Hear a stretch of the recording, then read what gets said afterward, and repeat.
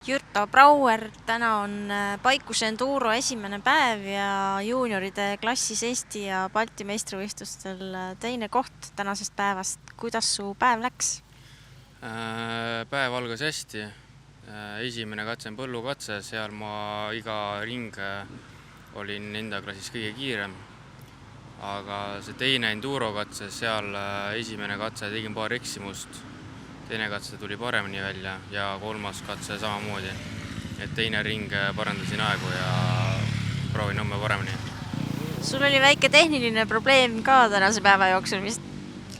Jaa, mul teise ringi lõpus avastasin, et mul läks taga moos katki. Et asfaldi tee peal hakkas tagarehv hüppama. Sõitsin viimase katse ära ja siis tulin boksi ja vahetasin kiirelt taga moosi ära ja läheb homme edasi. Aga kuhu esimene koht jäi? Esimene koht jäi liiva sisse. Et põllu peal ja metsas olen kiire, aga liiv ei ole just minu kõige lemmikum ala. Kuidas sul need rajad siin meeldivad? Ütleme, et esimene katse ja kolmas katse on väga head, mulle need meeldivad.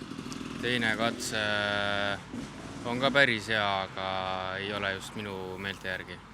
Ise ütlesid, et metsas sulle sobib? Mets mulle sobib, aga metsaliiv mulle ei sobi. Seal puude vahel selline liivane nikerdamine, see mulle väga ei istu. Kuidas sul üldse see aasta läinud on?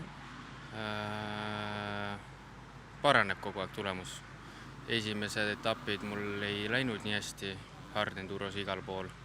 Aga nüüd iga kord hakkab tulemus vaikselt tõusma ja hakkan arenema vaikselt.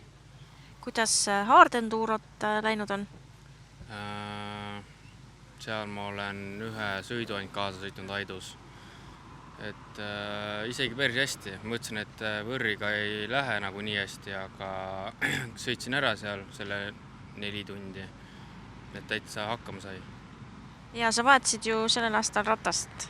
Ja, et ma olin enne 2,5 kahe taktiga. Nüüd läksin 125 peale ära, et saaks eestikaid, baltikaid ja enduros nagu juuniori klassis sõita. Kuidas uus ratas sobib? Ma olen väga rahul, et paps on öelnud ja tuttavad on öelnud, et ma olen kiirem sellega. Jõud käib üle ja...